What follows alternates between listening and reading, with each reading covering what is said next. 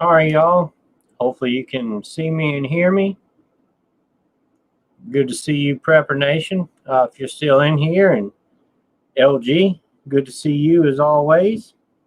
Um, Hopefully we won't have any technical difficulties or anything like that tonight.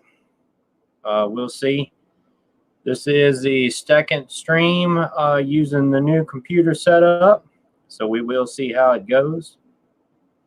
Prepper Nation still here. Good to see you. I see you got in a little trouble with the powers that be, or however you want to say it. I hate to see that, but I got a feeling it's going to be coming for a lot, if not all of us here pretty soon. I think I'm going to make a backup channel and maybe Patreon and stuff too, where just in case I get hit with a bunch of strikes and stuff. So who knows? Joseph Adams, good to see you. Mary's in here, good to see you. Big Jermaine, I'm doing pretty good. Hope you are too. Hope y'all are enjoying this Memorial Day weekend. We've had some rain up here, which we desperately needed. Friday was pretty nice, and today was pretty nice.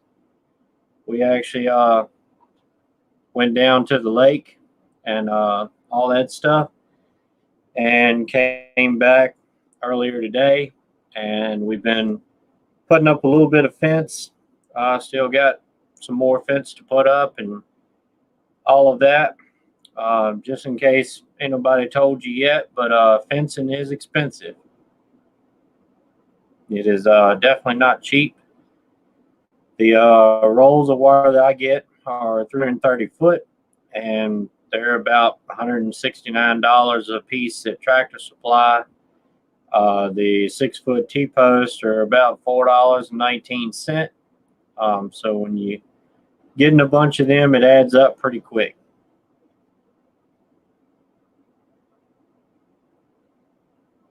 But anyway, I set it a little bit later than normal. Usually I do 9. I set it for 9:15 today and was able to get in here a little bit sooner than that. But like I said, we was doing, catching up homestead stuff. And I come up here earlier and checked on the computer, and it needed a update. So I went ahead and did that, and was hoping everything would, go through smooth. So hopefully we'll be in good shape here. Joseph Adams in a tight spot. That ain't good. I'm sure you're out there working on this fine evening. But I appreciate everybody coming in here and spending Memorial Day evening with us. I haven't seen the Reverend in here. I don't know what he's up to. There's NWA. Good to see you in here. Always good to have you in here and chatting with us and stuff. Hopefully y'all been having a good Memorial Day and weekend and everything like that. We got, I don't know how much rain we got, but we did get some rain over the weekend, and you can definitely tell it in the garden. So when we left, my beans was up probably about like that, and today they're like that. So it's really jumped after that rain. Mary is mostly listening, recovering from eye surgery. Excuse me there. That's not good. I feel you on that. Every now and then I have a lot of trouble with my eyes too. I had to get the left eye scraped probably getting close to a year ago now, and I wish I'd have done it a lot sooner than that, because I don't remember all the technical terms and stuff, that the doctors use, but the eye specialist told me that I had map dot fingerprints. It's some kind of thing where I've got in my eye where the fibers or whatever that's, on my eyeball are not as tight as they should be. And it's got, had an abrasion in there. So sometimes when I go to sleep at night, it always affects me in the beginning of the morning. Sometimes when I go to sleep at night, and sleeping, that eyelid will stick to my eyeball, and then when I open it, rips it. So they, I've been dealing with it for a long time, and usually when that happens, I'm down for about 3 days. I can't see anything. I walk around the house, both eyes closed because so much pain. I can't stand to open the right one either. And ever since then, though, it's been doing pretty good. I had one minor flare up the other day, last Wednesday. When I woke up, before I opened my eyes, I could feel it, really dry and sticky. So I didn't go into work that day. I put this stuff in it some more and laid back down and, rested it and stuff, because they give me a salve, Miro 28 or something like that, that I have to put in every night when I go to sleep in my eye to keep it lubricated through the night. And I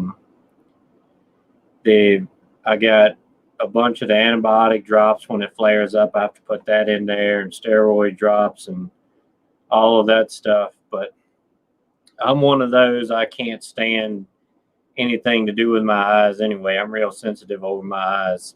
And every time I go in there, they do all the tests they do, or they take the pressures. You have to hold your both eyes open looking at something at the wall, and then they take some little instrument thing and tap on your eyeball like 3 times in a row, and you're supposed to keep both eyes open and focus on something on the wall. But I can't do that. I always have trouble with that. I always want to close one eye and, leaning back from it and stuff like that. But anyway, good to see Orville in here. NWA had a busy day at work, a few medical calls and structure fire. Everyone's okay, though. That's good. Yeah, Big Jermaine, that's what he called it, scraping it. So what he put it off for a long time just because he knows how, sensitive I am with my eyes. And every time I go in there, I'm one of the hardest patients they've got. So anyway, one time I went up there and it was just really flared up so bad. He said that it wasn't nothing left to heal itself back, so he had to go ahead and do it. And it wasn't as bad as I expected, to be honest. The actual procedure, well, they put numbing drops in, which burns like fire when they first do it, but after that it gets tolerable. So I didn't really feel the scraping as much as I thought I would. But they took something, a little wire thing to hold your eyeball open. And yeah, I was awake because we were talking about that for a long time. And I told them, yeah, sounds good. Just put me asleep and go ahead and do it. And they're like, no, you can't be asleep. You have to be awake and eye open and all that stuff. So that's why we put it off so long. But we finally got it done. It didn't take very long. It probably didn't take 2 minutes. So that was one of the benefits. But, they held it open and they took, I forgot what it was, but they scraped the outer layer of my eyeball down, all down even to the, bare eyeball or whatever you want to call it. Again, I'm not a doctor, but then it grows back together more uniform where I had that abrasion in my eye. And since then, it's been, like a totally different person. So, like I said, I've only had like 1, maybe 2 minor flare-ups since then. So it was definitely worth it. But that's another thing I try to keep prepped up on too, is since I have to put that stuff in my eye, every day at bedtime, I try to keep, a bunch of those tubes, which is kind of expensive, but you can get it on Amazon and different things like that. I like to have it around. They give me, several prescriptions of the the antibiotic drop and all of that. So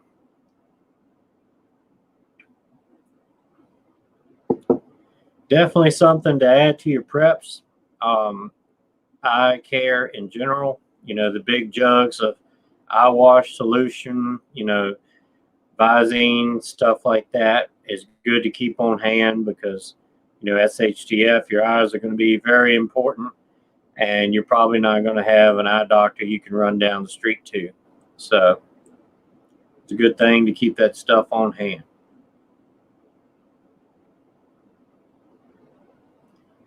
Mary, been through a lot lately at UVA. Have rare things wrong, diabetic and genetic issues.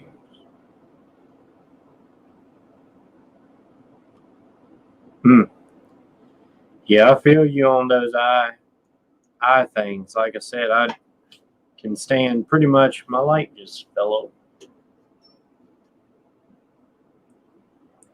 But anyway, I can pretty much take anything, but anything to do with my eyes. I'm very sensitive with that. Some people are very sensitive with ears and stuff like that, but that doesn't bother me a bit. So Orville has been doing study on sacrifice in Leviticus, and there goes the light again. But that's good. Big Germain, actually, it wasn't anything to do with work. Shot a deer, and it went in the woods, and I was going to look for it and stuff, and going through the, thicket and stuff, as just a stick come back and hit me in the eye, and it hurt for a day or two.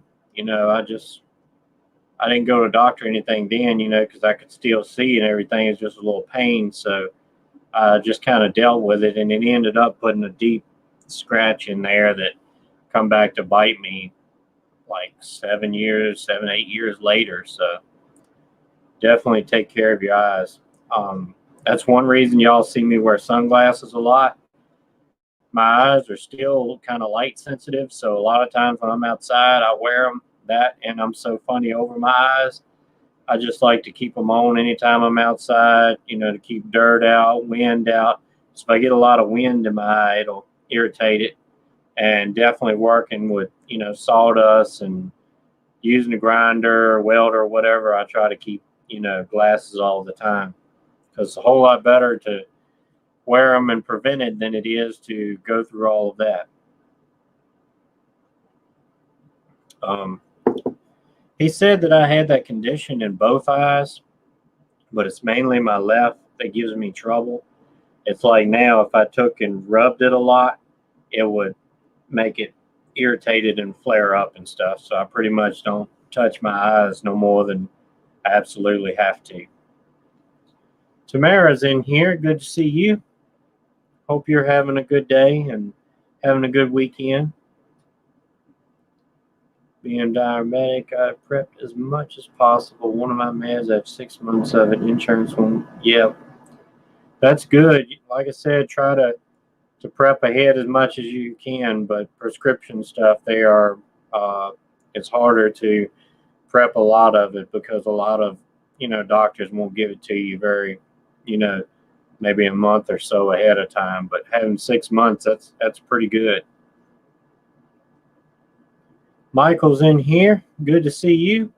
Hope you're having a good weekend and all of that. Holiday weekend.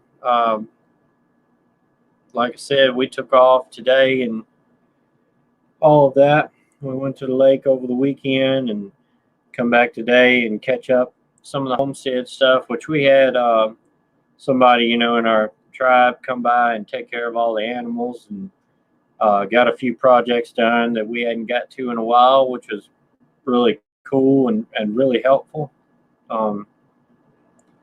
That's another reason that I push having people so much, tribe and mag or whatever you want to call it. It's very important.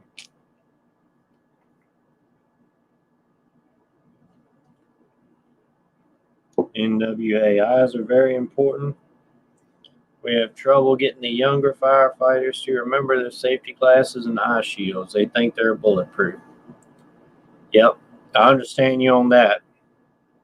Um, Keeping the eyes protected is very important.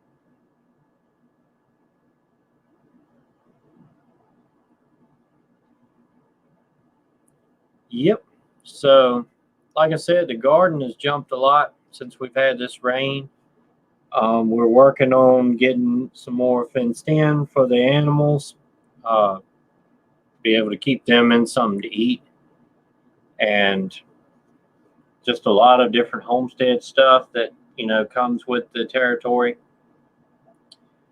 I made a video the other day, I think it was, talking about Facebook Marketplace for preps and homesteading.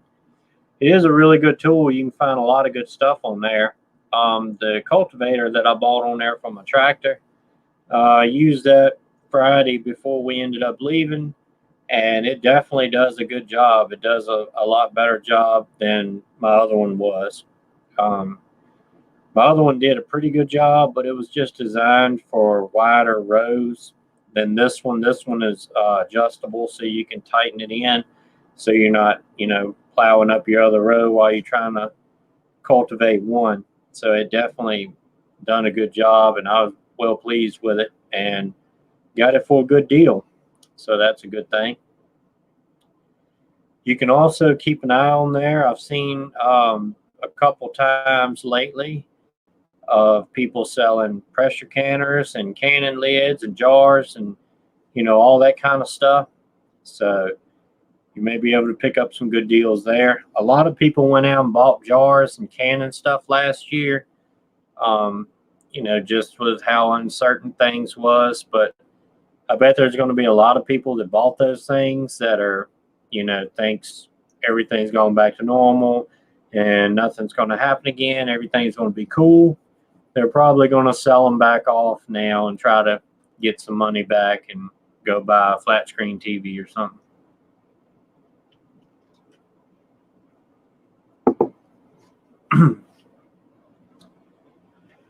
But anyway, like I said, keep prepping, prep harder.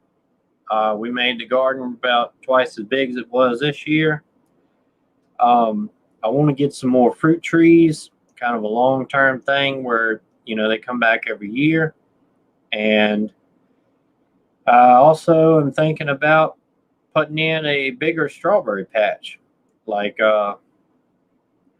tilling up a spot and actually putting a good amount of strawberries out there, because it's a lot of places around here that does that.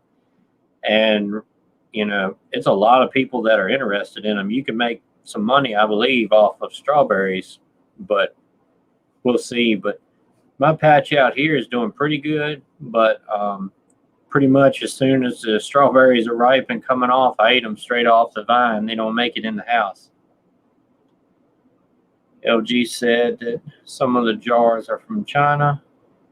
I'm sure they are. So much stuff comes from there. I'm sure it is. And NWA, the canning stuff is very hit and miss. Sometimes when you go to the local grocery store like Food Line, they'll have some. The local farm store, it's hit or miss. They had a lot in the beginning of the year, but now it's kind of dwindled off. I don't know if they can't really get them in stock anymore, because they used to have a bunch of lids and I would buy a couple packs a week in there, and they hadn't been in there for a couple months now. The tractor supplies are hit and miss. I went to one a couple weeks ago, and they had, a bunch of cases of quart jars. And then some of the other ones, they'll have, a bunch of cases of pint jars, and some will have the half-gallon jars, but it's still not up to par what it used to be. And I'm not sure if it will be at this point, the way things are going, but it's very hit or miss.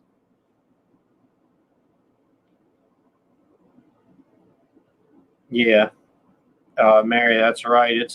Like I said, it's a bunch of people all over Facebook is asking, where's, different strawberry patches and stuff like that, because it's a bunch of them around, but they kind of got cleaned out uh, early in the season, and they're waiting on some more to come in, and people are still looking for strawberries.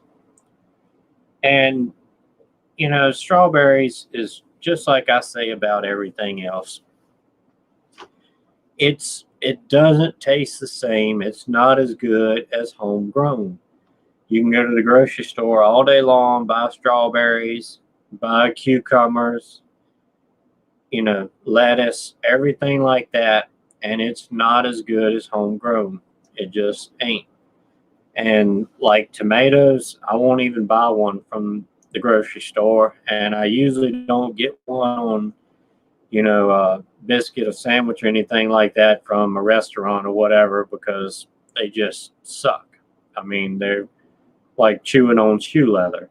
I like the good homegrown, juicy tomatoes. You take one of them and put it on a fresh biscuit, and I can make a whole meal off of just tomato biscuits. I don't need nothing else. Yep, Orville's right. We sure are. Big Jermaine want a Harvest Right freeze dryer. That would be really cool. Maybe that's a pretty big investment too, if I remember right. They're pretty expensive. Yeah, they are expensive. NWA, my area, they are hard to find except jars. They are coming back. I just keep looking for kids. And that's true. A lot of what I've seen around here, there's been the cases of new jars, with the lid and ring on and everything. And I've seen some packs of lids and rings, but just regular lids are really hard to find.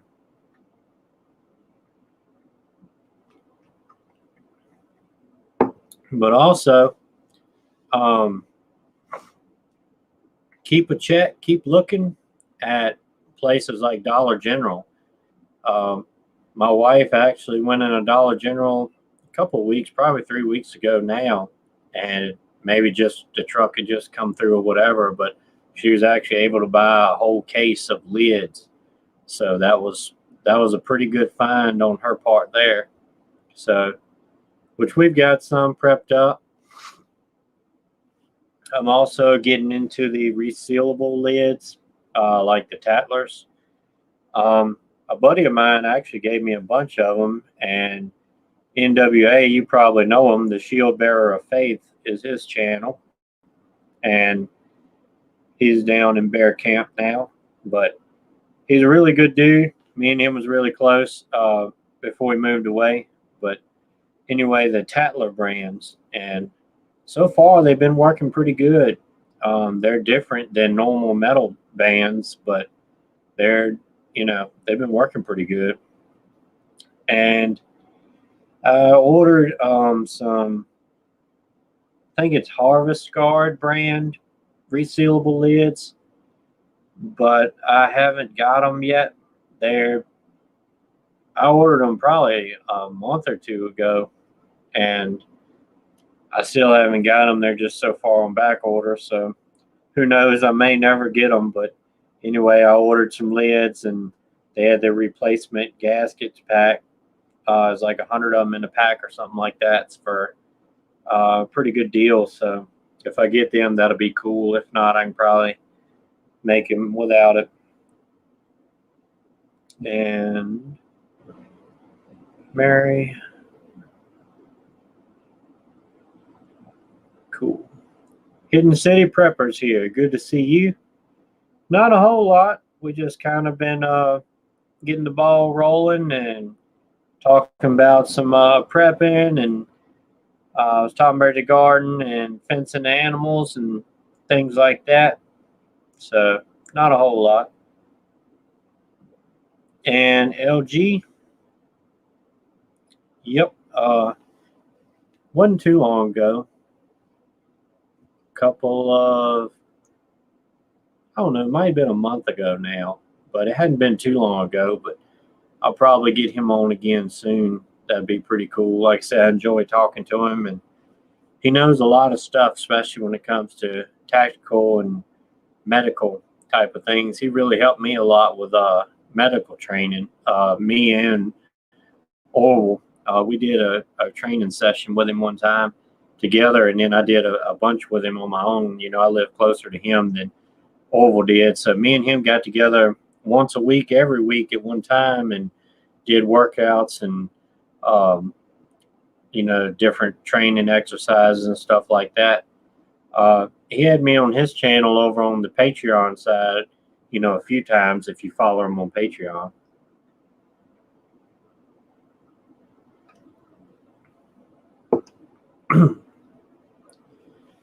So I guess I can throw a shameless plug in there. These Tumbler Cups, this one is a Orca, and I just put decals on it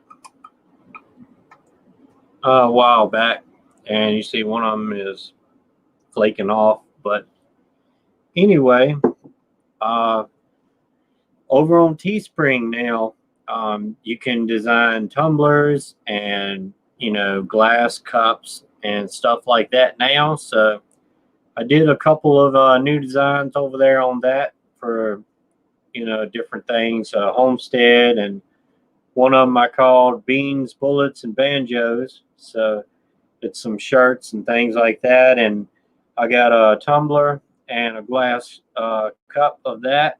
So if you want to check that out, put it in the link of a recent video. I think I did a community post about it too. So I went ahead, I ordered me one. So hopefully it won't be too long before I get it and, you know, check out the quality and everything, which I'm sure it's fine. Most of the Teespring stuff is pretty good quality. That's where this shirt came from and all of that. And that's where the wall tapestry came from. So it's pretty neat. Be pretty cool to be out somewhere and check out somebody wearing some 6-shooter merch. That would be make me feel famous a little bit. Almost famous as Prepper Nation. But anyway, I really appreciate all of y'all following me and subscribing and watching my videos and all of that stuff. And right now we're right on the edge of hitting 1,300 subscribers. Still not monetized yet, which, you know, it doesn't really matter to me because I'm not here for the money and everything. I enjoy doing it, and I hope you do get something out of my videos. Maybe some something educational or just entertainment or something like that. But I really enjoy doing it. I enjoy making videos and seeing y'all comment on it, and especially doing live streams, seeing my, you know, friends every week come on here and be able to chat with everybody and, you know, other creators and stuff. And I try to promote and make community posts of smaller channels and kind of help get the exposure out there, because, you know, with YouTube now, if you're doing a channel that's, you know, prepping, homesteading, self-reliance, 2A, anything like that, you're buried in the algorithm. You even get, you know, shadow banned and pushed down when you have a bigger channel. But starting out, I watched a video a long time ago on Patreon. A bear was giving advice to people making YouTube channels and things. And, you know, he was right. He said, until you get 1,000 subscribers, the YouTube algorithm doesn't know you exist. And that's very, very true. You know, since I've hit 1,000, I've been, you know, pretty much constantly growing a little bit each week, or, you know, something like that, picking up a couple subs, and my videos are going from getting 20 views to, you know, 100 or 200 views. So that's really cool. And, you know, I wouldn't be where I'm at now if it wasn't for some bigger channels promoting me. And number one is John over at Prepper Nation. You know, he really pushed my channel and promoted me and had me on a few times, and, you know, made some community posts and stuff like that, and really helped me to get out there. A lot of y'all that are here, my subscribers and stuff, are Prepper Nation members, and I really appreciate y'all being here. And I really appreciate John doing that when he didn't have to. He helped, being, out of the goodness of his heart, because he didn't, you know, nothing in it for him, just helping me out. And I really want to help, other creators out that are smaller, or, ones that are bigger, I'll help them too if I can, but a lot of times the ones that are bigger are already, people know they're there and stuff. So I try to help out as much as possible. Serial Face, appreciate you being in here. Not a whole lot. We're just kind of hanging out and taking it easy on this Memorial Day and chatting a little bit. NWA is pretty cool. See shirts and stuff. Yep, that is pretty cool. I got a sticker on a tumbler of yours, the NWA logo, and I got a patch that I put on one of my bags somewhere a while back. LG, yeah, it has been growing a little bit. Sometimes you'll go up and down, a couple every day or something, but for the most part, it's been going pretty good. Like I said, I'm almost about to hit 1,300, so that's pretty exciting. I don't see the Roman Prepper in here yet, but the first giveaway was a success. He received the Olight the other day, so that's one of the things I was worrying about. Just doing a giveaway like that, and sometimes mailing stuff gets lost, and I don't want somebody to think that I didn't send them their item and stuff like that. So that was really good. Everybody that was in the giveaway was really good about it. Nobody complained or said it was rigged or anything. And like I said, I tried to do my best to have it transparent, bringing it up on the screen here. So it went really good. Maybe sometime in the future, I'll do a smaller giveaway, a shirt or some stickers or something like that. But I'll definitely do a pretty decent giveaway, like another Olight or something like that, every time we hit another 1,000. So when I hit 2,000, I'll have another cool giveaway. We'll have to figure out what it'll be and things like that. And when I start getting close, I'll go ahead and order in whatever it is and have it ready to go and all of that. Frank Brown, good to see you in here. And Jonathan Hicks is in here. Good to see you. Late, of course. Miss Nation this morning. Yeah, Jonathan, I hear you there. Honestly, I set it a little bit later. I set it for 9:15 because I had some stuff going on and some updates on the computer and stuff, so I wasn't sure if I was going to be able to make 9 o'clock, but I wasn't too far off. And yep, Prepper Nation's been having to do his premieres on the History Channel because he kind of got a no-no the other day. So LG. Honestly, I hadn't checked the watch hours lately. The other day it was like I had 2,500, so over halfway, but I hadn't checked lately. Jane Preppin Lately channel. Good to see you in here. Yep, happy Memorial Day to you. Yep, Prepper Nation's right on that. Water Well Guy, good to see you in here now. hopefully you're having a good weekend.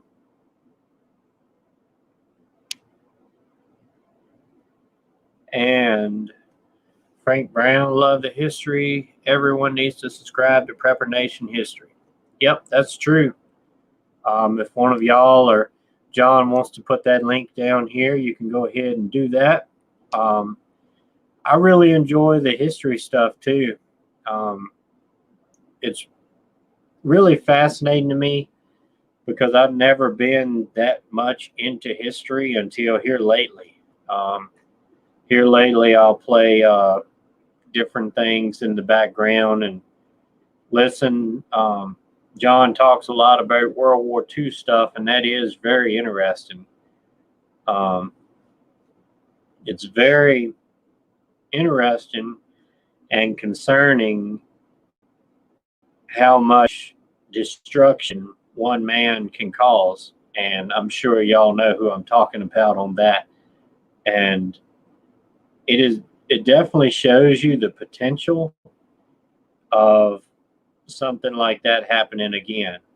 All it takes is one charismatic person to change the world like that, and not in a good way. And NWA, lots of cool kids in here right now. Yep, that's true. Diabetic Preppers in here, good to see you. Glad you could make it in. Hoping you're having a good weekend out there. Lance Webb, good to see you. Yep, we are definitely living in a historic time. Like I said, I haven't been around all that long, just 28 years, but it's definitely a different world than I grew up in. Which, the way things are changing so fast, it's a totally different world than it was 3 years ago. So it don't take but a short amount of time to change the whole world.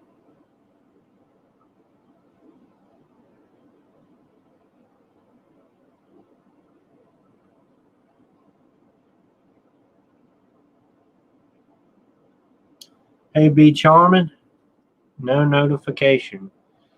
I kind of set it up late.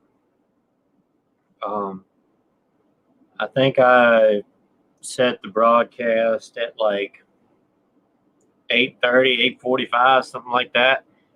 And I set it for 9:15 because I wasn't sure if I was going to be able to get up here in time and all that, getting things done and update on the computer and stuff like that. So anyway, we're here anyway. Hopefully you're having a good weekend and enjoying it. Kurt Thacker. Evening, y'all. Been listening, but busy with the animals. Glad to be in chat. I definitely understand that. A lot of times when I'm listening to Papa Prepper or something like that, on Saturdays he comes on like 7 o'clock. So it's a little bit early for me. Still working on getting stuff done. A lot of times I'm listening in the background while still feeding or watering the greenhouse or something like that. Doing homestead stuff, it's always something to do.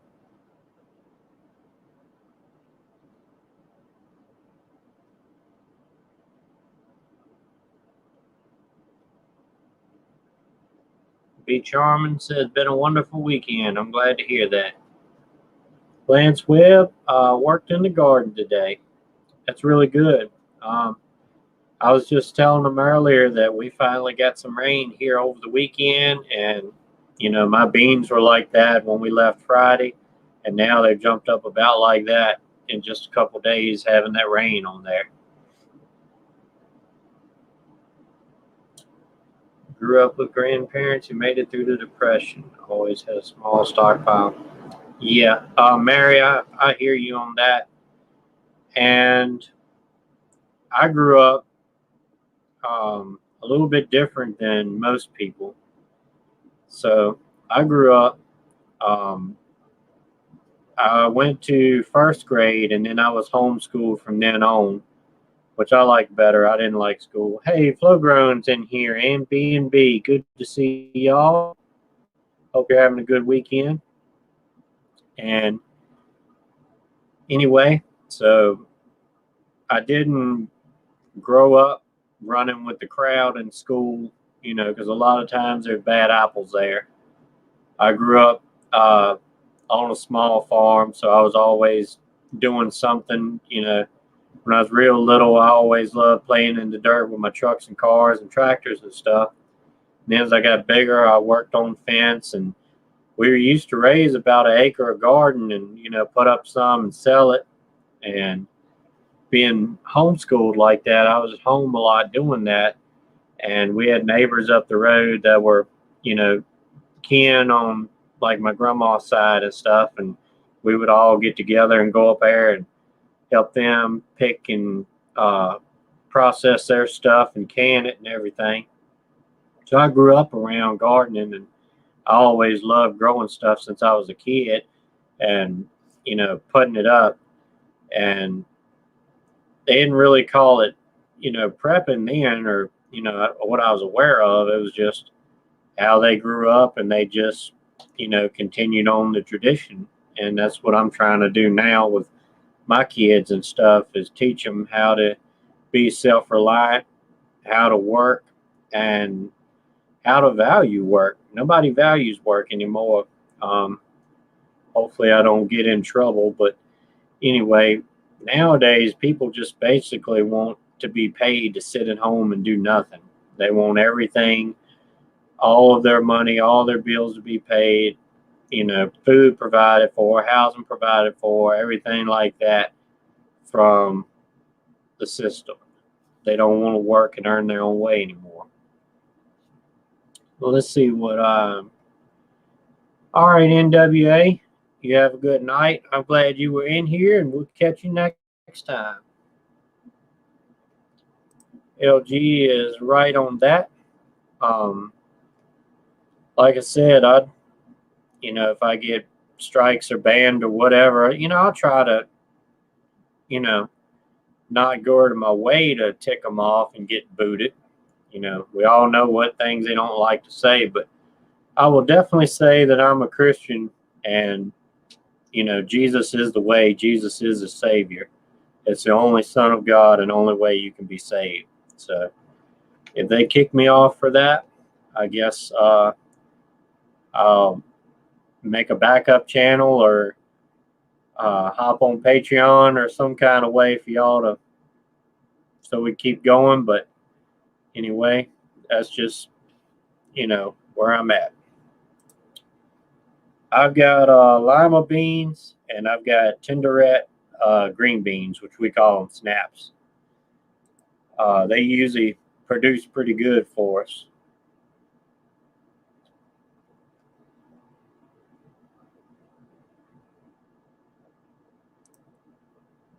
Keep doing things and stay safe. Yeah, I hate to hear that. I feel sorry for anybody that's, in the city like that. Like I said, I don't know exactly where you are and everything, but I would hate to live in the city, man. It'd be like living in prison to me. I always grew up right here in the country, and that's the way I hope it always stays.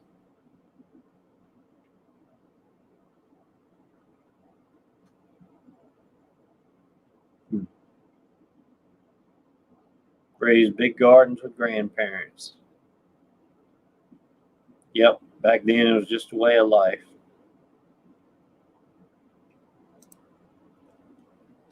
That's true, Lance. It's very, very true. Um, Even out here, as rural as it is, it's a lot of people that can't do things like that. I was talking to a buddy of mine today, stopped by. He does a lot of farming. Him and his grandpa got some pigs they might sell me. So as soon as they get them wrangled up, I'm going to go look at them and find out about that. But he raises a garden and stuff. But he said that his wife doesn't know how to can, and he's learning how to can. And I think he's a little older than I am, to be honest with you. I ain't sure, but anyway, it's a lot of people that knows how to raise garden and things like that, but don't know how to can, which it's pretty simple. I didn't know how to can until last year. My wife did all that, and then I finally got her to teach me just so I could help out, and it's pretty easy.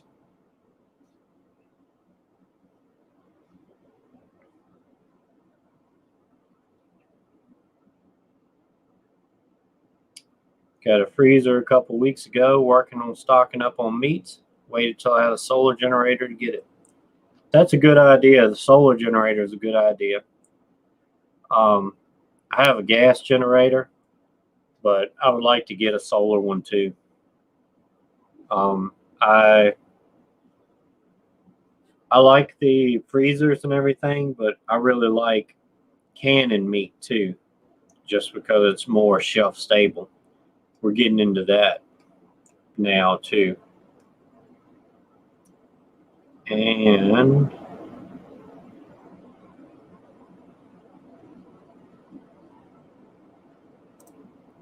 yep, that's true.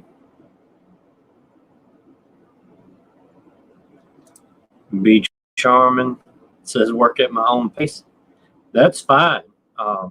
It's no problem with that. The main thing is just doing it. It's a lot of able-bodied people that are sitting around not doing anything.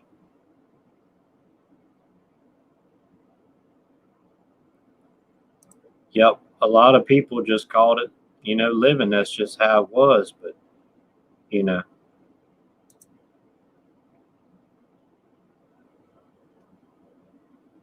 yeah, yeah. Homesteading is definitely a prepper goal, or at least it should be. I think for trying to prep. Uh, Not the original Adam Smith. Good to see you in here. I don't think I've seen you in here yet. Oh, we appreciate you being here. Canning big part as you grow to know as well. Can meat. Yep.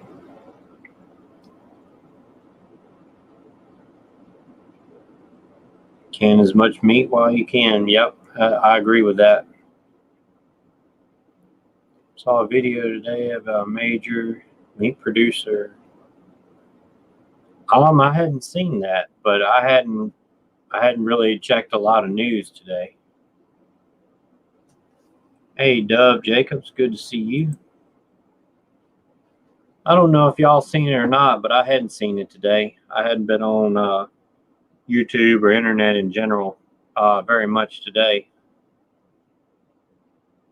But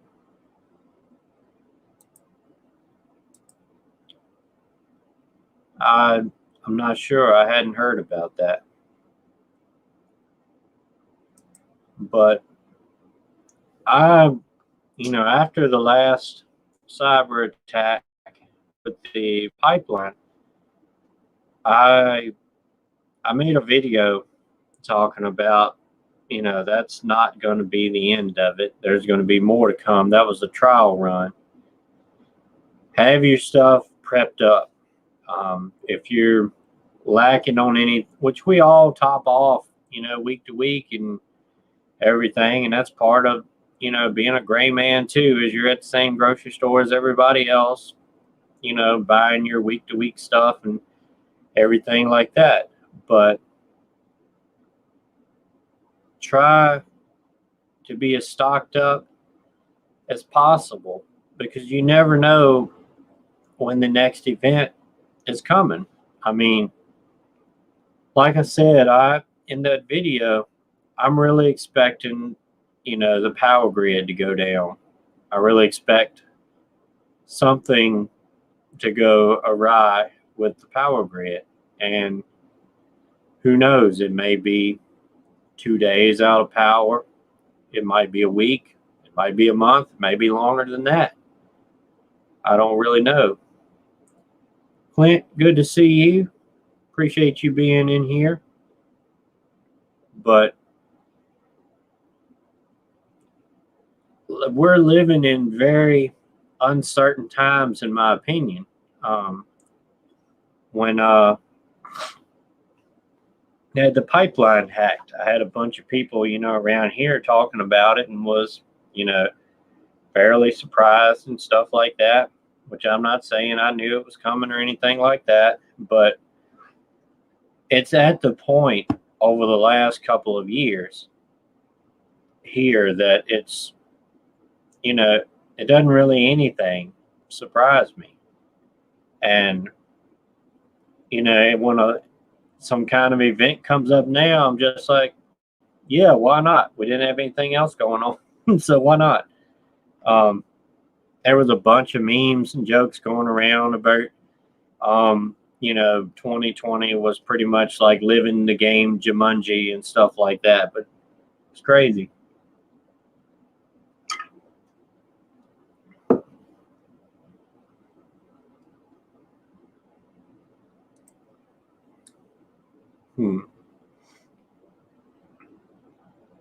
I'll have to check that out. I hadn't seen it yet, but again, that's why I push homesteading so much. Is it's more efficient. I'm not going to say easier to store meat on the hoof or on the foot, whatever you want to call it. I made a video today coming back from Tractor Supply talking about stuff like that. So I'm not going to, hash it all out here. You'll have to watch that video. But anyway, if you, like I said, we got 2 cows. We got a cow and a bull. We've got like 6 goats and the chickens and rabbits and all that. If you tried to store all that in a freezer, or if you canned it, I mean, it would take a million jars and a warehouse to put them in. It's just, more efficient to homestead to have that constant supply of meat like that than it is. We still buy meat from the store. We're not completely self-sufficient yet, but we're working towards that.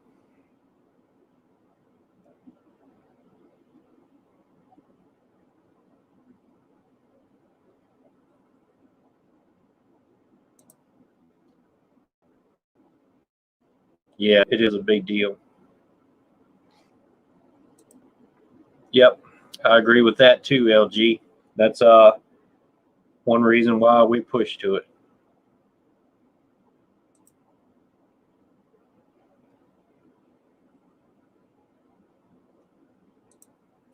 That's exactly right, Hidden City.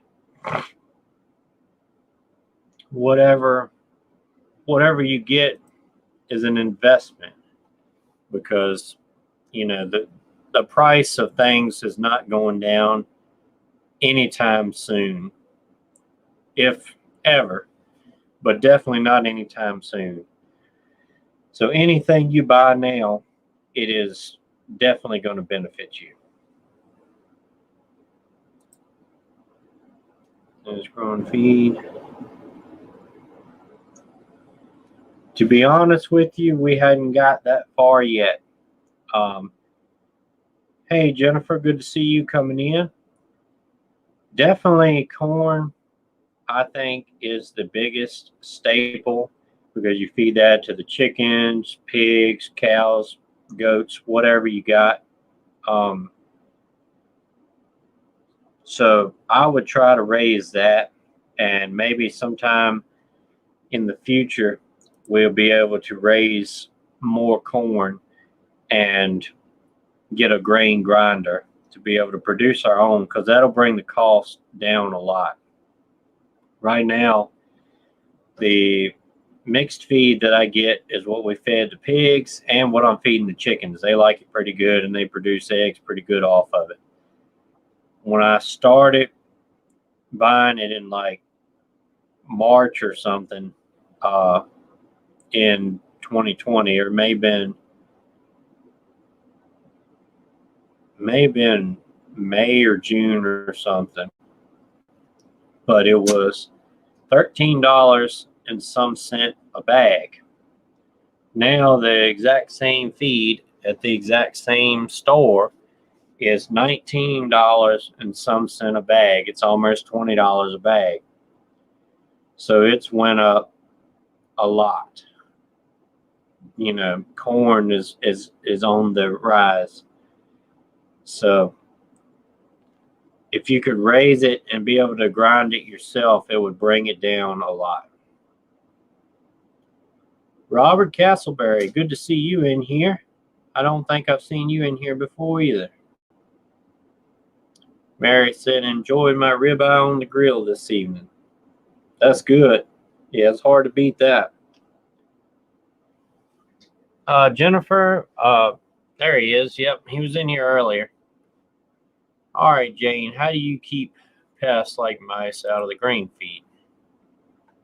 To be honest with you, we still have a little bit of a rat problem, but my shed out there, I'll leave the door cracked. So we have a cat out here that, you know, she'll dispatch of a good majority of them. But I need to set some traps and stuff. I just hadn't got around to doing that, but we hadn't put out any poison or anything because we just have too many other critters running around that could get into that and all of that stuff. I appreciate you coming in here, Robert. First live that you caught of mine. But yeah, I've got the feed that we feed out of, you know, on a day-to-day basis in metal trash cans with a lid, but the extra bags that I store is just laying in the floor. So that's really where we have the problem with the you know, rats. But I hadn't had a lot of a problem out of them. I'm only seeing like 2 or 3 in there, so it's not too bad. Frank Brown, a lot of scams out there and getting lured out of their homes being robbed using dating apps. Huh?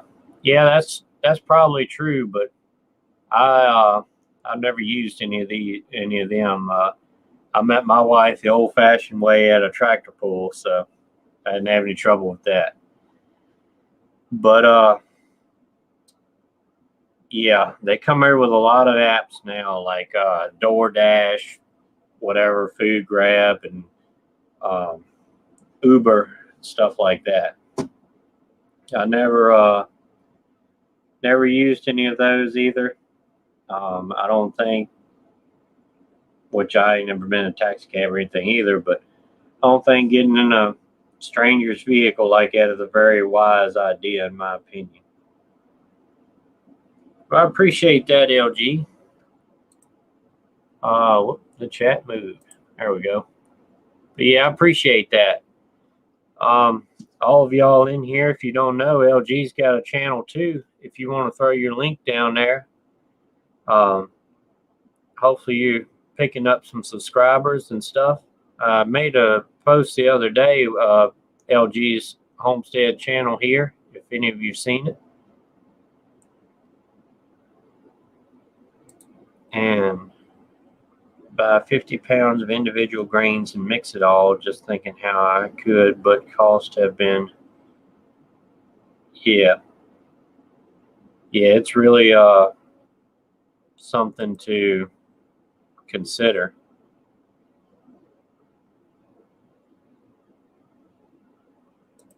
Oh yeah, Jennifer, squirrels are definitely put a hurting on the garden.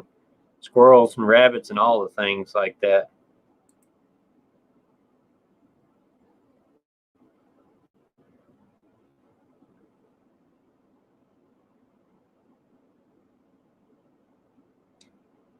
All right, Doug, that's cool.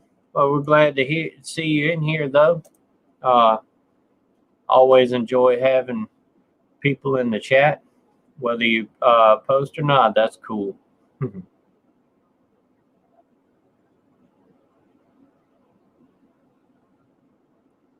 Yeah, Kurt.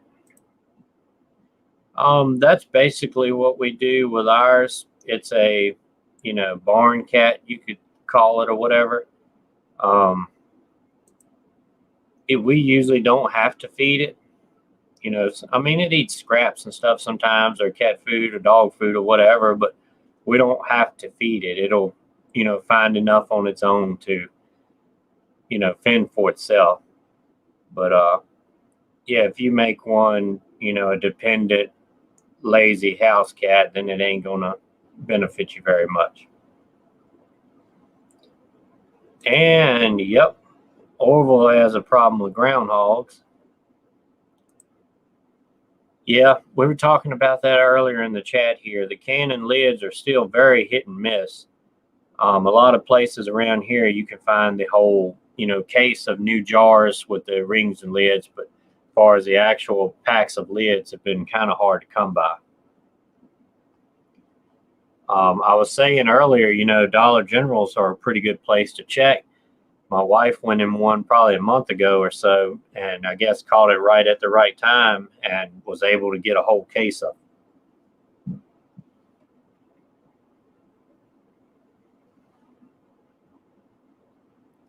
Yep, Prepper Nation has deer trouble.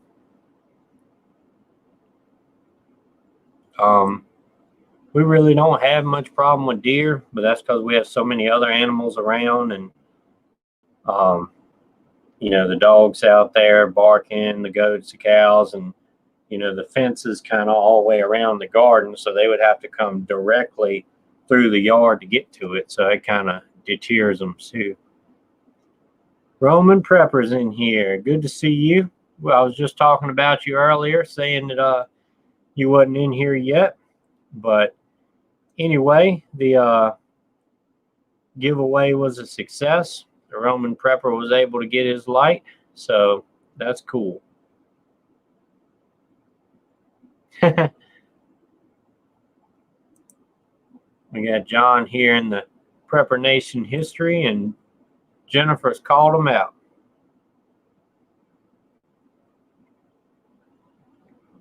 We got armadillos in Georgia. Huh. I didn't know that they were in Georgia. I knew they were in places like Alabama and stuff, but I didn't know they were in Georgia.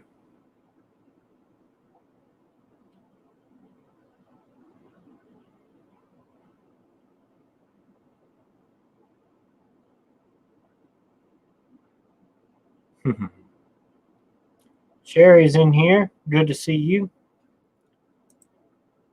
That's what I did last year. When we did the garden, because before we got all the goats and the cows and put up all the fence and stuff, the neighbors down the road had cows, and they got out quite a bit, for an understatement. But I put up an electric fence around mine to keep those out, and it worked. It kept them out, and the only problem we had is I had a secondary garden back there was just corn to feed the pigs and stuff.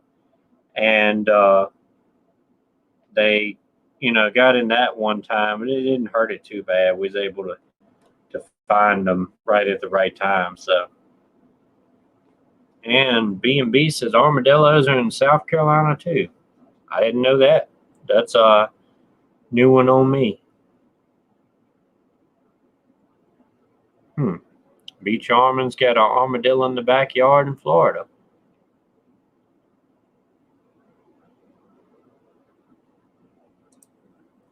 Oh, we got 5 cases of jars.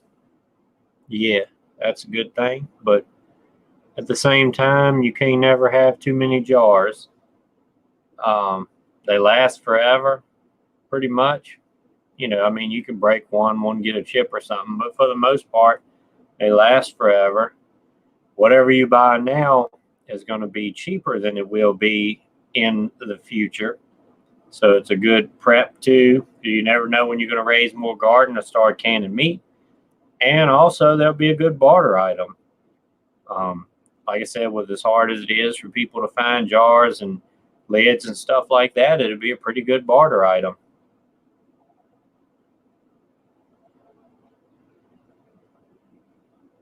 Lance said, got that many jars already, but not going to be enough.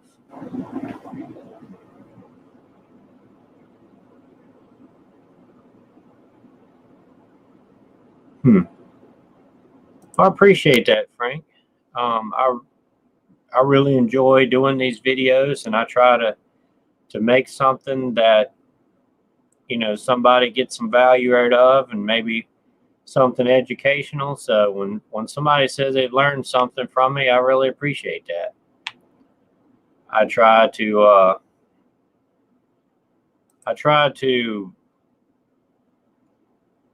you know, help y'all, or maybe teach something from a homesteading or prepping standpoint that, I mean, just about everything's been done, but maybe something that's less known about, maybe something that's, you know, you don't always think of, or something. Or I try to do a lot of practical stuff. I try to show a lot of stuff. And to be honest with you, like I said, with the Leatherman stuff, I always, you know, heard a lot about Leatherman in the EDC videos, EDC groups, stuff like that. You know, there's a lot about Leatherman. So I was a skeptic at first, because back when I was a kid, when Leatherman was, you know, fairly new, my dad had one of the first ones that came out, and they were a lot smaller. They wasn't very comfortable. The edges here were kind of rough, and the pliers were more rinky-dink, you know, stuff like that. So I was skeptical. I started off buying a cheaper one, the Wingman. It was like $60, and I was really impressed with it. So I went ahead and moved to the Wave Plus, and man, that thing was nice. It's a lot more heavy duty than the Wingman. It's got the changeable jaws in there, and the bit changer, and all the accessories and stuff like that. So with that, I used them a lot. Putting clips on T-posts, I used the Leatherman. But the Nipix brand pliers are better for that than the Leatherman is. But I cut barbed wire with them, woven wire with them, you know, electrical wire, all that kind of stuff. But I always heard a lot about the Surge. So I went ahead and moved up and got the Surge. And man, this thing is like a tank. I cut chain link fence with this one. No joke. And it's got the bit exchanger and everything like that. And it's got a really big set of scissors. And I really like that it's got the changeable saw blade, where you can change from that to the file, or you can change. I hadn't tried it myself, but I've seen people put jigsaw blades in them. But Leatherman has one of the sharpest knife blades that I've ever seen, and especially on a multi-tool. A lot of people like the Gerber ones, but they just, no, the Gerber ones are not that great, in my opinion. I haven't had every single one of them, but I had one of the bigger size ones, and the Gerber dime, which is about the same size as the Leatherman squirt. The Gerber dime is just trash. I mean, I had like 2 or 3 of them. My dad had 2 of them, and we broke every single one of them. But like I said, the Leathermans are really good and really useful. I got lost in the chat here. Diabetic prepper, trying to learn banjo, but you move your fingers too fast. Well, maybe I can make a video one day kind of breaking it down and demonstrating it. To be honest with you, I'm not sure if I'm doing a technical, actual professional role or anything. I'm doing one that my dad kind of taught me, and I kind of picked up and run with. So I'm not sure if it's 100% right, but that's, what I do. And Bella Vista Farm, good to see your channel growing. I appreciate that. Stay firm in the faith. I definitely will. It's definitely got me this far. Good to get together and share what we all do because we know or experience something different. That's true. And I've always grew up learning how to improvise things.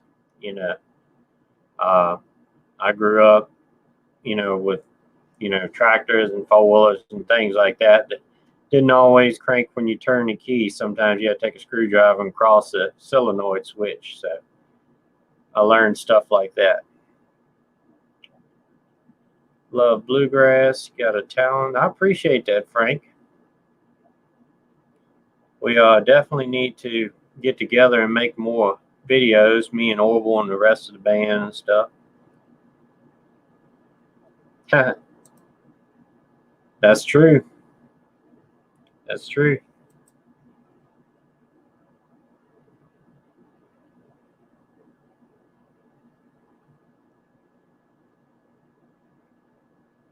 Make the banjo sing. I appreciate that. I don't really think I'm too great at it, but I try to do the best I can. Yeah. A buddy of mine had a Cobalt, and it's, nothing compared to Leatherman. And the Gerber, in my opinion, they suck. But like I said, the Leatherman is pretty awesome. I would recommend either the Wave Plus or the Surge. I hadn't had a lot of the other ones, but those are definitely good. All right. Free Hanley's in here. I appreciate you coming in. Right here, her channel, she does a lot of shout outs and a lot for smaller channels and everything like that too. And that's one thing that I admire about her. So if y'all hadn't checked out her channel, go check her out and give her a subscribe. B Charmin's hopping off. Well, we appreciate you being in here.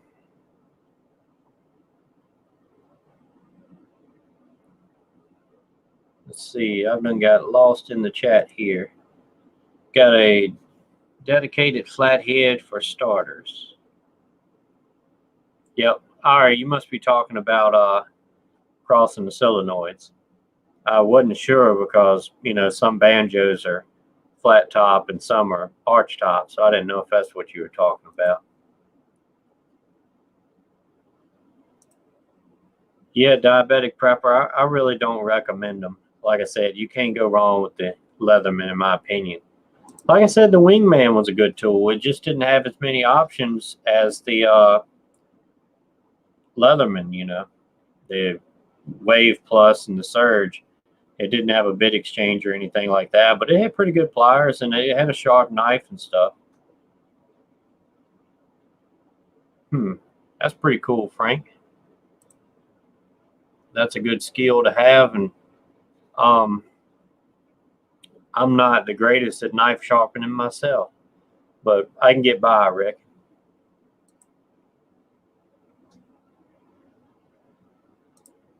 That's pretty cool.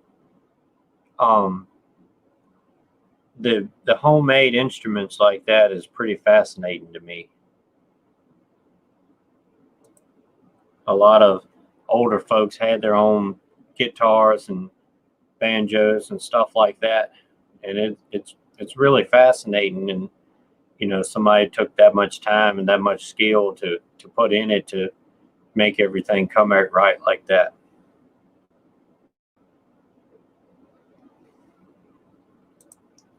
Yep. Smash the like button if you hadn't already. I appreciate that.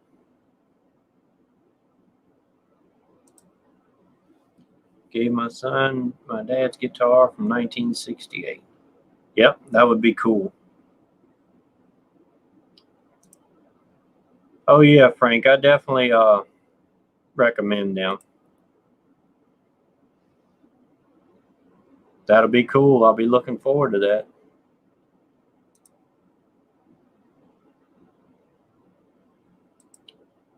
Kershaw's pretty good stuff. I don't know if they make a multi-tool or not. If they do, I hadn't seen one, but like I said, the Leatherman Wave and the Leatherman Surge, I recommend. And y'all probably know, I made a video a long time ago. This is a Tale of Knives brand. I've been carrying this thing every day since I got it, and it is nice. It is still in good condition. The stitching is all good. A little bit of scratches and color fade, but that's just how it goes. But this one, it fits. This is the Olight per run, and it'll fit pretty much all of them. It'll fit the Baton series. They got a bunch of weird names, but like the S1, which is a smaller one, it just only go down about there. The S2 Baton and stuff, it'll fit. And over here was I had the Wingman in it to start with. Then I put the Wave Plus in it, and I actually put the Surge in there too, which it was a little tight to begin with. It had to stretch a little bit, but I thought it was pretty cool that I was able to put pretty much everything that I, EDC like that, which I got a separate knife and different things, but being able to put them in there. And these metal clips are some of the best metal clips that I've ever seen. They really are sturdy. I've never had this thing come off. And most metal clips that I've had on holsters and things, after you use them a little bit, they get bent out like that and they won't tighten up. But these are still just like brand new. And this has really been a good item for me. They've updated their stuff. I ordered one the other day. I'm not affiliated with them or anything, so if you buy one or not, it doesn't matter to me. But I think it's a good company. It takes a while to get your stuff, but I ordered one the other day. It's just like this, but it's got the key attachment on it, and it's got where you can put an ink pen in the middle of it. So being able to, I know they fit like the Fisher Space Pen, which I don't have one of them. I usually carry the O Pen, which may or may not fit. To be honest with you, the O Pen writes really good. It's got a little light on here, but it has a lockout mode, but I always hit it in my pocket and turn it on so the battery goes dead. It's dead now, so I just use it as a pen. So I might have to change up my EDC pen to fit it, but I'm looking forward to it. I think it's going to be pretty nice. Jonathan Hicks is heading out. Good to see you. You have a good night.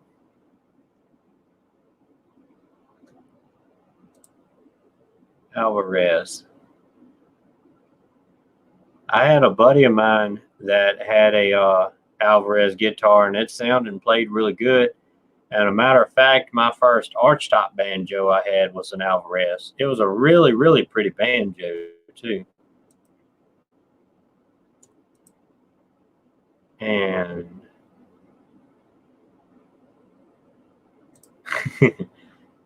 yeah, I told him that Sunday. But yeah, because every Sunday I carry a Glock 48. I recommend a light reaches over a deep yard.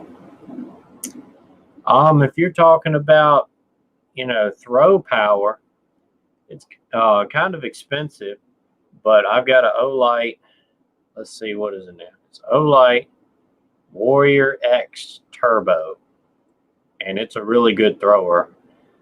They got the specs on the website and everything. I can't remember right offhand, but it's really bright, and it's basically like a spotlight, but it's still which is probably better than a lot of spotlights, but it's still a smaller profile. So that one's a pretty good light.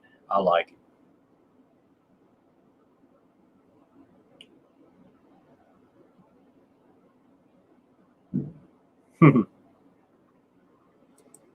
Let's see. a man purse. You'll have to get up with Orville, and he'll have to tell you the one that he recommends.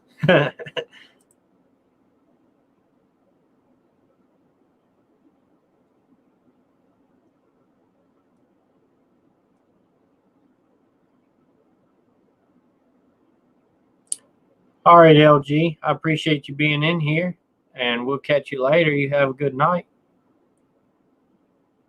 EDC is constantly evolving. Yeah, mine has evolved a lot too since I started out. It's definitely something that you get into.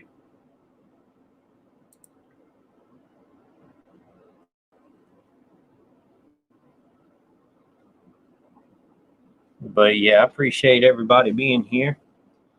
This guitar here is one that Orville gives me a lot of crap about because it's a Taylor, and most people don't accept Taylor in the bluegrass world, but it's a really pretty guitar. I got it for a good deal. It's got a lot of smudges and fingerprints here. I need to clean it up a little bit, but the guy told me that with the Taylor, it's kind of like the D28 from the Taylors. It is a 710. Yep, 710. It's got a really good sound to it.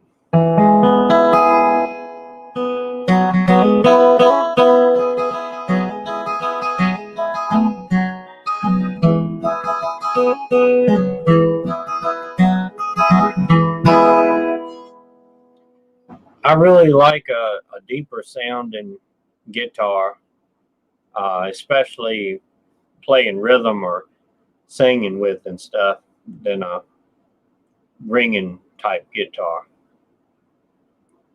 Song Dooley from Andy Griffin. I have to learn that one. I used to play it a lot when I was younger, but I ain't played it in so long now I wouldn't know how to do it.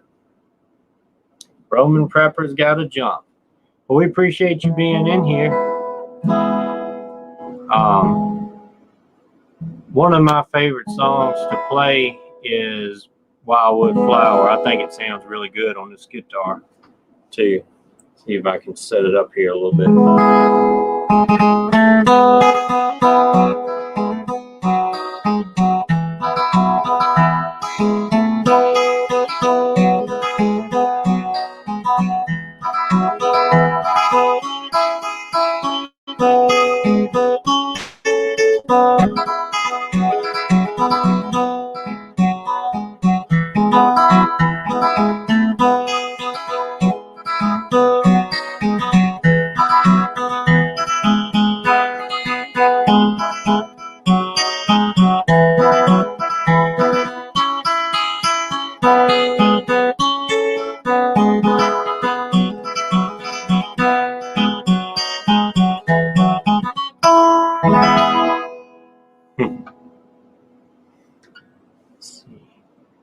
Or sing Groundhog. I don't know that one.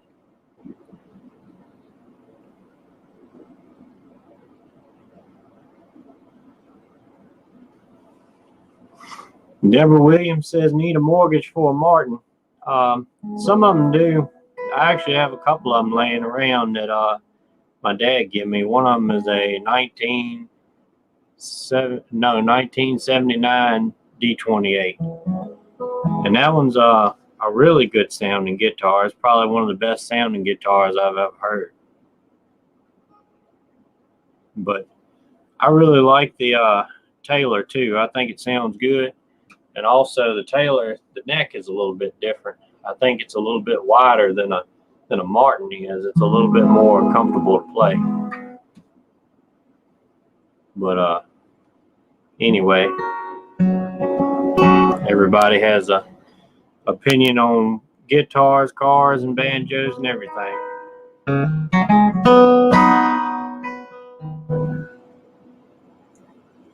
Thank you.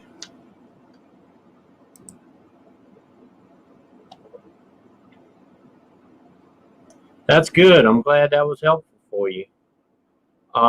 It definitely helped me too. I didn't know anything about it until I was talking to Green Thumb Prepper.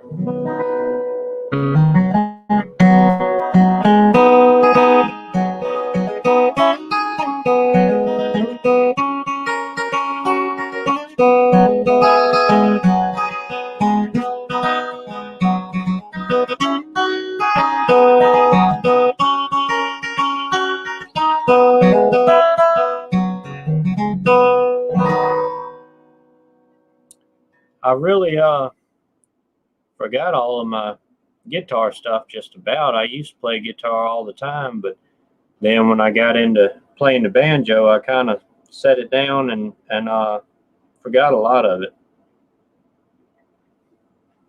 I really forgot a lot of the words of songs and stuff I used to sing. A lot of times I draw a blank, but let's see if I remember a few words of it.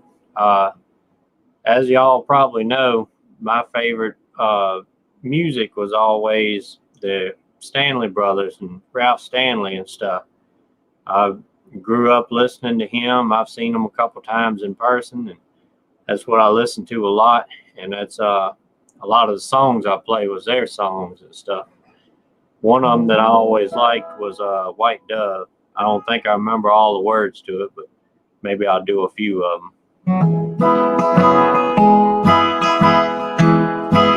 In the deep rolling hills of old Virginia, there's a place I love so well, where I spend many days of my childhood, in the cabin where we love to dwell. White dove, little morning song, the willow will hang there. I live my life in sorrow, since mother and daddy are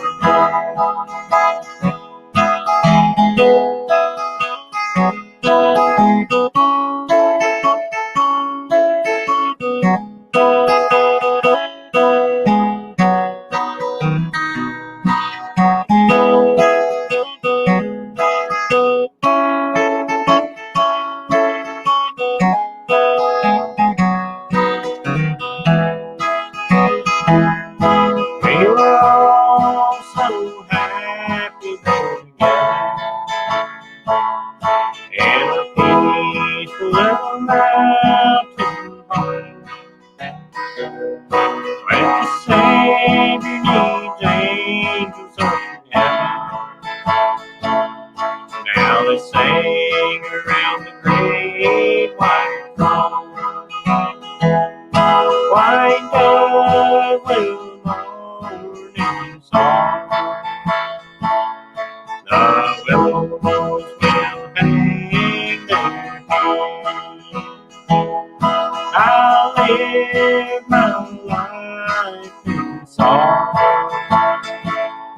since mother and daddy are dead. I live my life in song, since mother and daddy are dead.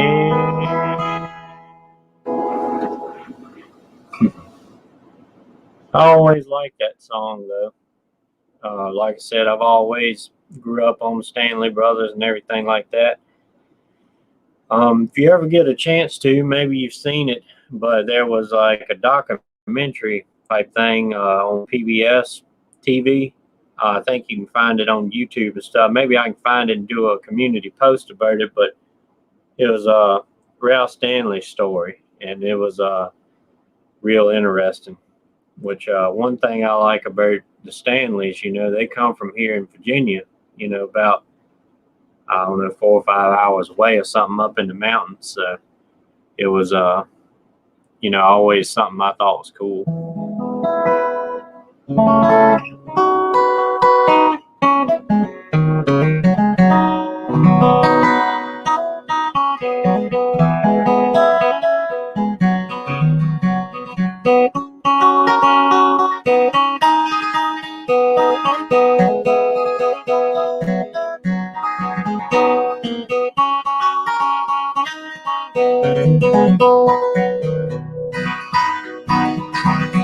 Well, Bonnie, I go watching chain, and I'll find you go and read I'll find you this heart in my bosom.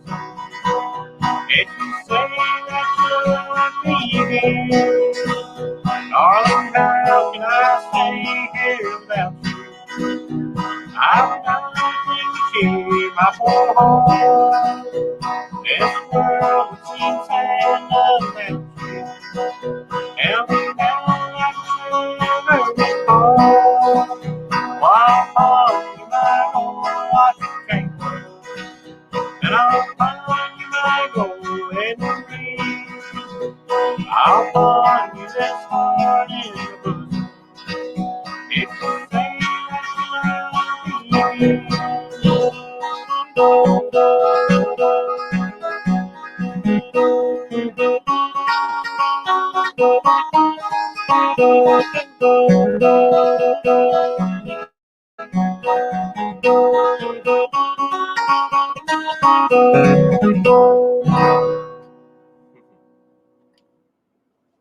All right, Orville, I appreciate you being in here. We'll catch you next time. Let's see. Yeah, I really think bluegrass it's something to it. Like I said, a lot of the older generations grew up on it, and I think that's where a lot of music kind of came from, was from the traditional style bluegrass. Free Hanley loves bluegrass, so that's good too.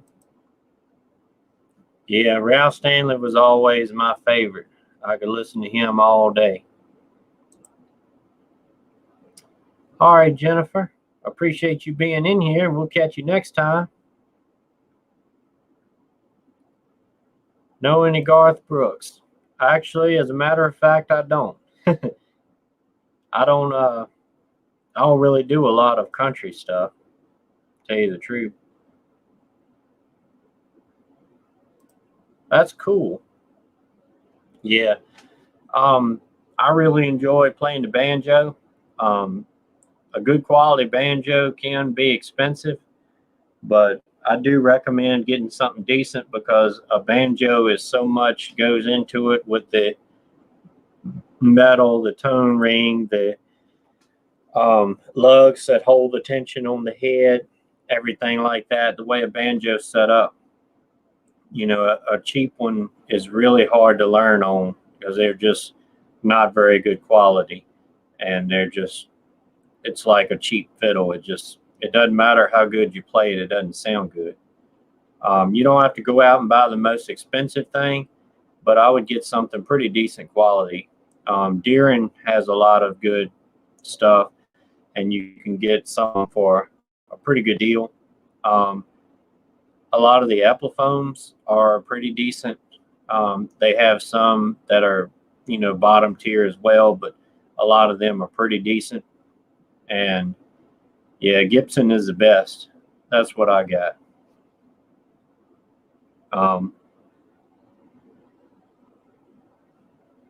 Oh, that's true. I don't know about Montana specifically, but a lot of places that you would think would be very heavy into bluegrass has really turned away from it. A lot of the country towns and mountains and stuff like that is really, really dying out, because a lot of the older folks played it, and then the younger folks didn't take to it, didn't take up with it, and it just kind of died out. It's just a dying thing. It's the bluegrass music is a tradition type thing, kind of like things that are handed down, like prepping, a way of life, like raising animals and raising garden and canning it and stuff, was skills that the older folks handed down, and playing music was one of them. And some of the younger folk just didn't get into it. Yeah, that would be cool. I need to do some more music videos myself, but some Cajun music, that'd be cool.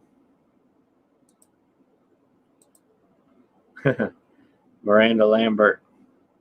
I do enjoy listening to her. She's got a lot of good songs.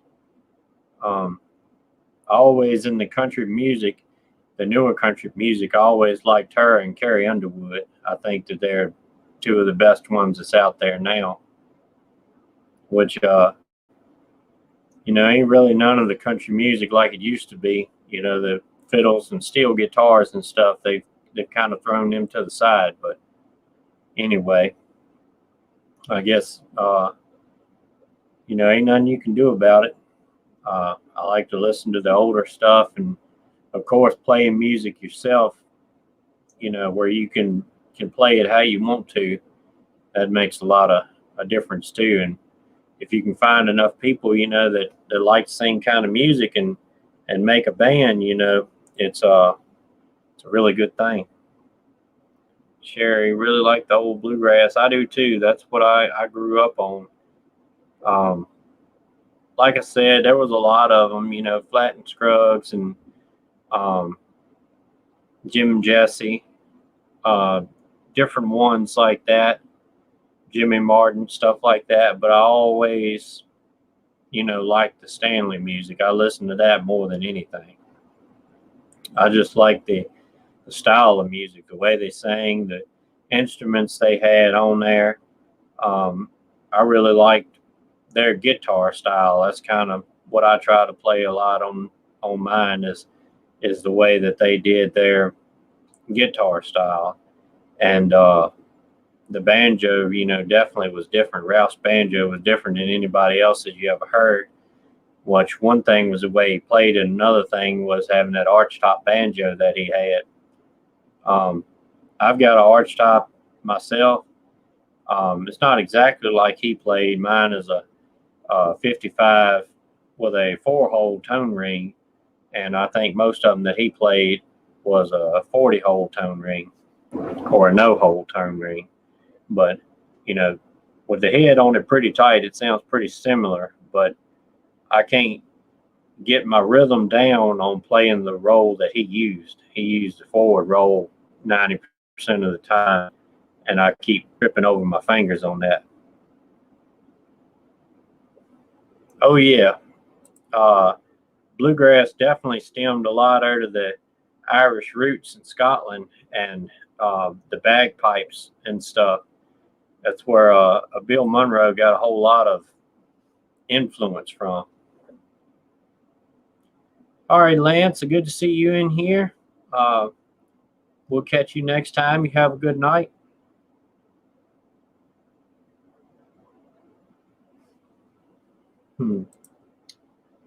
Banjo lessons. Yeah, that's cool. It's a few places around I know of that used to have a lot of bluegrass here. I'm not sure if they still do or not.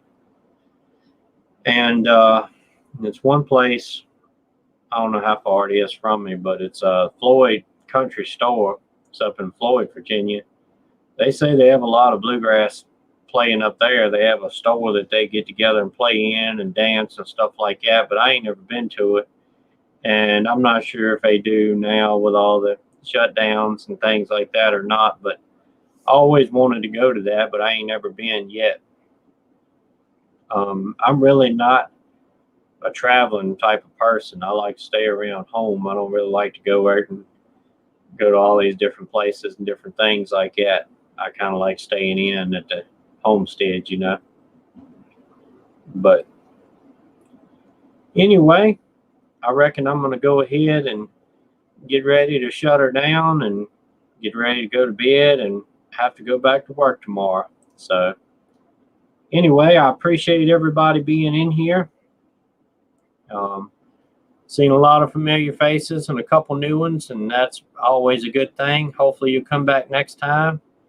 If everything goes as planned, we'll be here next Monday night at 9 p.m. Regular schedule time. So appreciate everybody being in here, and we'll catch you later. Stay prayed up, prepped up, and strapped up. See you.